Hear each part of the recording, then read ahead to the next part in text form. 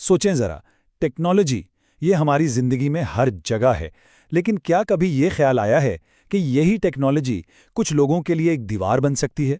आज हम इसी बारे में बात करने वाले हैं कि कैसे इस दीवार को गिराकर टेक्नोलॉजी को वाकई सबके लिए बनाया जा सकता है। और ये सवाल सिर्फ उन लोगों के लिए नहीं जो टेक्नोलॉजी बनाते हैं, यानी डिज़ाइनर्स और इंजीनियर्स नहीं, ये हम सब के लिए है जो इसे रोज़ इस्तेमाल करते हैं। इसका जवाब एक बहुत ही अहम लफ्ज़ में छुपा है, एक्सेसिबिलिटी, यानी रसाई। ये एक ऐसा आइडिया है जो टेक्नोलॉजी की पूरी दुनिया को बदलने की ताकत रखता है। तो एक्सेसिबिलिटी का मतलब क्या है? सीधे अल्फाज में कि टेक्नोलॉजी को इस तरह बनाया जाए कि कोई भी शख्स, उसकी काबिलियत कुछ भी हो, उसे आसानी से इस्तेमाल कर सके, समझ सके। मतलब डिजिटल दुनिया में कोई पीछे न रह जाए। ये सिर्फ कोई टेक्निकल चीज़ नहीं है, बल्कि ये सबको बराबर के मौके देने की बात है। अच्छा, चलें एक मिसाल से शुरू करते हैं। फर्ज करें आप अपनी स्क्रीन पर कुछ पढ़ना चाह रहे हैं, लेकिन सारे लफ्ज़ धुंधले हैं या रंगों में फ़र्क करना इतना मुश्किल है कि कुछ समझ ही नहीं आ रहा। ये लाखों लोगों के लिए रोज की हकीकत है, वो लोग जो बसरी खराबियों का शिकार हैं।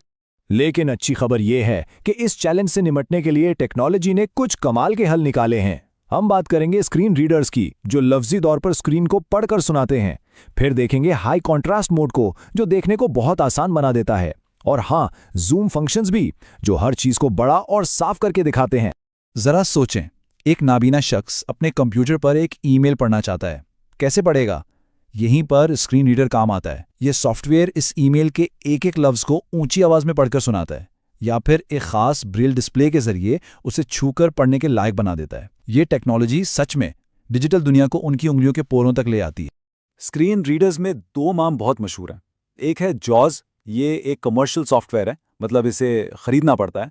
और दूसरा है NVDA, ये बिल्कुल मुफ्त है, ओपन सोर्स है। और ये फ़र्क ये बहुत बड़ा है।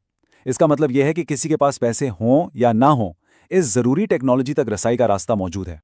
अच्छा, ये फीचर तो शायद आपने अपने फ़ोन या कंप्यूटर की सेटिंग्स में देखा भी हो, हाई कॉन्ट्रास्ट मोड। ये करता क्या है? ये टेक्स्ट और बैकग्राउंड के रंगों में फ़र्क को बहुत ज़्यादा बढ़ा देता है, बिल्कुल वाज़ेह कर देता है। इससे जिन लोगों की नज़र कमज़ोर है, उनके लिए पढ़ना बहुत ही आसान हो जाता है। और सिर्फ ऑपरेटिंग सिस्टम्स ही नहीं, BBC जैसी बड़ी बड़ी वेबसाइट्स भी ऑप्शन देती हैं ताकि उनकी खबरें ज़्यादा से ज़्यादा लोगों तक पहुँच सकें।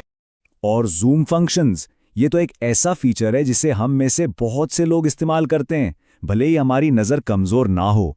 बस एक सादा सी कमांड, कंट्रोल और प्लस, और कोई भी वेब पेज बड़ा हो जाता है। ये इस बात की एक बेहतरीन मिसाल है कि जब आप एक्सेसिबिलिटी को जहन में रखकर कुछ बनाते हैं, तो वो अक्सर सबके लिए ही फायदेमंद साबित होता है। तो हमने देखने की बात कर ली, अब आते हैं सुनने पर। जैसे टेक्नोलॉजी देखने में मदद करती है, वैसे ही ये सुनने में भी कमाल की मददगार है। अब हम उन चैलेंजेस को देखेंगे जिनका सामना इन लोगों को होता है जिनके लिए ऑडियो कंटेंट समझना मुश्किल है, और ये भी कि टेक्नोलॉजी इस मुश्किल को कैसे आसान बनाती है। जिन लोगों को सुनने में दुश्वारी होती है, उनके लिए टेक्नोलॉजी का कमाल यह है कि वो आवाज़ को ऐसी चीज़ में बदल देती है जिसे देखा जा सके। इसके लिए 3 बड़े तरीके हैं। एक है क्लोज्ड कैप्शंस, जो बातों को टेक्स्ट में बदल देते हैं।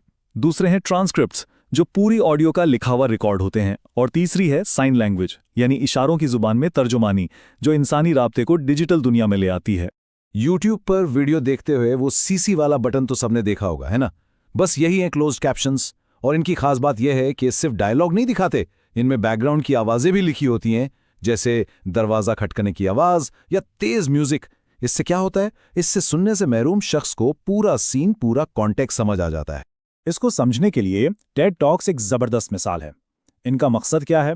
अपने आइडियाज़ को पूरी दुनिया में फैलाना। और वो ये जानते हैं कि ऐसा करने के लिए उनके मवाद को सबके लिए काबिल रसाई होना चाहिए। इसीलिए वो अपनी हर टॉक के साथ एक मुकम्मल ट्रांसक्रिप्ट देते हैं। मतलब जो बात कही गई वो सारी की सारी लिखी हुई भी मौजूद है, जिसे कोई भी पढ़ सकता है, यहाँ तक कि तर्जुमा भी कर सकता है। और कभी कभी ना बेहतरीन हल सिर्फ टेक्नोलॉजी नहीं होती, बल्कि टेक्नोलॉजी और इंसान का मिलाप होता है। जब आप न्यूज़ चैनल पर खबरों के साथ कोने में इशारों की ज़बान के मुतरजुम को देखते हैं, तो आप असल में एक्सेसिबिलिटी को एक्शन में देख रहे होते हैं। ये इस बात को यकीनी बनाता है कि कोई भी अहम खबर किसी से छूट ना जाए। अच्छा जी, तो देखने और सुनने की बात हो गई, लेकिन क्या हो अगर असल चैलेंज हाथों को इस्तेमाल करने में हो? बहुत से लोगों के लिए एक आम सा कीबोर्ड या माउस चलाना भी मुमकिन नहीं होता। तो आइए देखते हैं कि टेक्नोलॉजी इस मुश्किल को कैसे हल करती है और उनके लिए नए रास्ते कैसे बनाती है। इस मसले से निपटने के लिए टेक्नोलॉजी ने कंप्यूटर को हदायत देने के बिल्कुल नए तरीके ईजाद किए हैं। हम बात करेंगे वॉइस रिकग्निशन की, यानी आवाज़ से कंप्यूटर चलाने की। फिर हम देखेंगे कुछ मुतबादिल इनपुट डिवाइसेस जो माउस और कीबोर्ड की जगह ले लेती हैं। और आखिर में हम ऑन स्क्रीन कीबोर्ड्स को समझेंगे जो सीधा स्क्रीन पर ही टाइपिंग की सहूलत देते हैं। जरा तसव्वुर करें कि सिर्फ बोलकर एक पूरी किताब लिख दी जाए या अपने कंप्यूटर को हुक्म दिया जाए कि ये ईमेल भेज दो। ड्रैगन नेचुरली स्पीकिंग जैसे सॉफ्टवेयर के साथ ये सब कुछ मुमकिन है। ये उन लोगों के लिए एक किस्म की आज़ादी है जो अपने हाथों से टाइप नहीं कर सकते। यहाँ आके टेक्नोलॉजी की क्रिएटिविटी सही मानों में नजर आती है। देखें, जो आम माउस नहीं पकड़ सकते उनके लिए जॉयस्टिक की तरह का माउस है। जिनके लिए टाइप करना मुश्किल है उनके लिए बड़े बड़े बटनों वाले कीबोर्ड्स हैं। और तो और जो लोग बिल्कुल हरकत नहीं कर सकते उनके लिए आई ट्रैकिंग सिस्टम है जो आंखों की हरकत से पूरा कंप्यूटर चलाते हैं। ये कोई साइंस फिक्शन फिल्म नहीं है, ये आज की हकीकत है।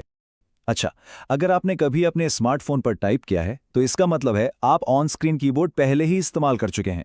बिल्कुल वही चीज, लेकिन ये उन लोगों के लिए एक बेहद जरूरी टूल है जो एक फिजिकल कीबोर्ड इस्तेमाल नहीं कर सकते, और इसे माउस से, टच स्क्रीन से या किसी भी दूसरे खास डिवाइस से कंट्रोल किया जा सकता है।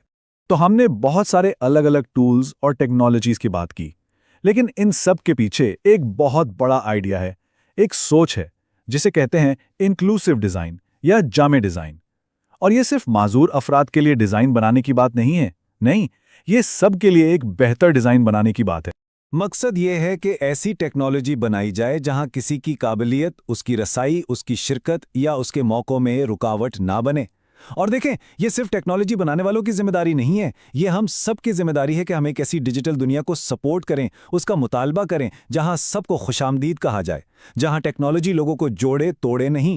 तो अगली बार जब आप अपना फोन उठाएं या कोई नई ऐप इस्तेमाल करें तो बस एक लम्हे के लिए रुक कर ये जरूर सोचें, क्या ये टेक्नोलॉजी जो हम बना रहे हैं और इस्तेमाल कर रहे हैं ये कुछ लोगों के लिए है या सब के लिए? क्योंकि याद रखें, एक ऐसी दुनिया जहां टेक्नोलॉजी सबके लिए होती है वो हम सब के लिए एक बेहतर दुनिया होती है।